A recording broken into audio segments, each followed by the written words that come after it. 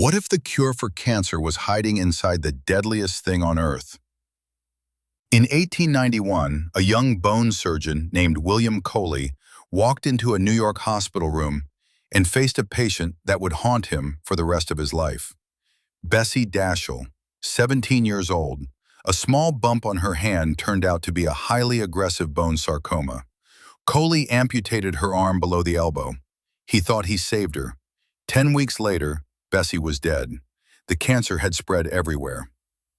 Coley was shattered, but instead of accepting defeat, he did something that would have gotten any modern doctor fired, stripped of their license, and possibly thrown in prison. He went to the basement of New York Hospital and started digging through 15 years of medical records, hundreds of case files, and then he found something that didn't make any sense. A patient named Fred Stein, advanced sarcoma in his neck, inoperable, sent home to die. But then Fred contracted a severe bacterial skin infection, erysipelas, caused by Streptococcus pyogenes. His immune system went to war against the bacteria. High fevers, chills, his body was burning up. Doctors expected him to die from the infection. But instead of killing him, the infection saved him. When the fever broke, Fred's tumor had shrunk, almost vanished. He walked out of the hospital, cancer-free, and he stayed cancer-free for the next 7 years. Coley had stumbled onto something extraordinary. The body's own immune system, when properly provoked, could destroy cancer. He didn't just publish a paper and move on. In 1891, he injected a live bacterial culture directly into an Italian immigrant with an inoperable neck tumor.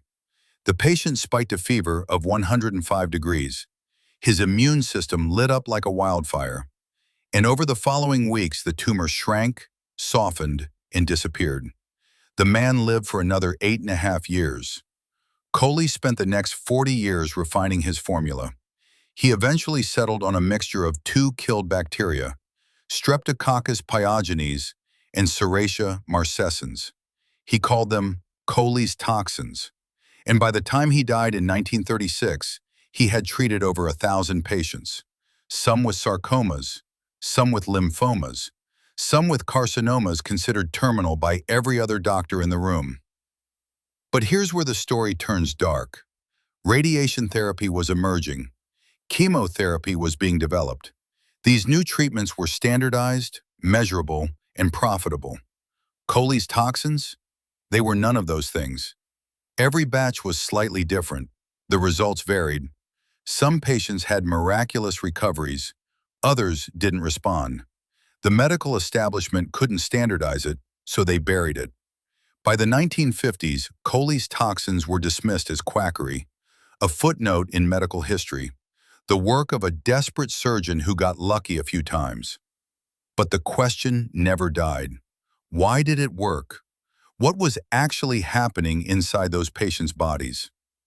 Here's what we now understand, and it's staggering.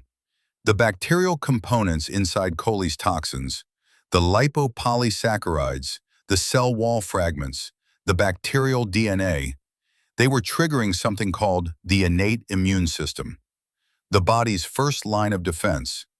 When those bacterial fragments entered the bloodstream, the immune system didn't see a cancer treatment. It saw an invasion. Macrophages awakened. Natural killer cells armed themselves. T cells mobilized. The entire immune army went on high alert. And in the process of hunting bacteria, that army also hunted the tumor. Coley had accidentally discovered immunotherapy, a century before the word existed. He just didn't know what he was doing. And here's the part that will shock you. Coley's toxins never truly died. There's a treatment called BCG, Bacillus calmette-guerin. It's a weakened version of the bacterium that causes tuberculosis. And since the 1970s, BCG has been the standard frontline treatment for non-muscle invasive bladder cancer. Doctors inject it directly into the bladder.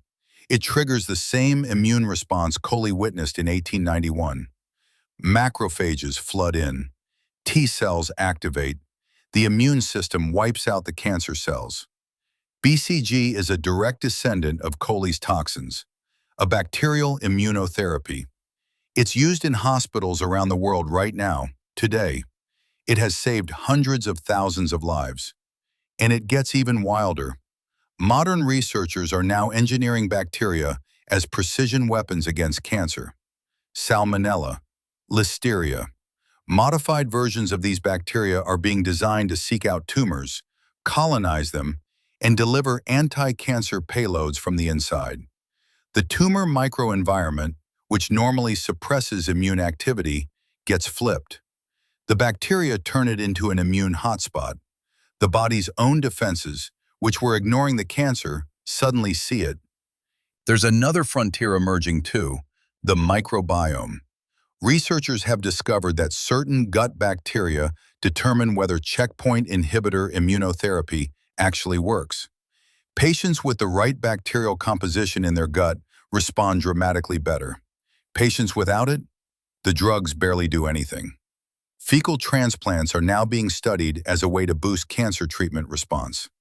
The oldest organisms on Earth, bacteria, are becoming medicine's most powerful new tool. William Coley died in 1936. His toxins were forgotten by mainstream medicine for decades.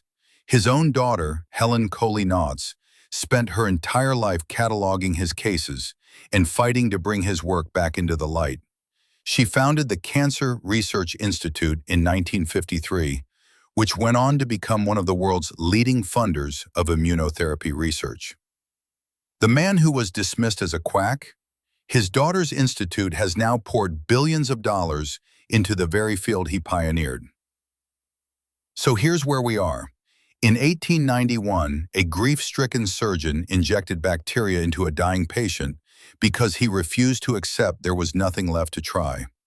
130 years later, we're engineering bacteria to hunt tumors, using bacterial components to wake up the immune system, and realizing that the microbiome might hold the key to making cancer treatments work. Coley didn't have the science. He didn't have the molecular biology.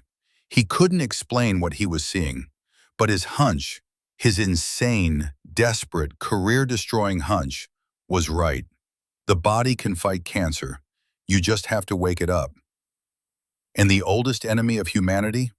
The thing that has killed more humans than anything else in history? It might also be our greatest ally.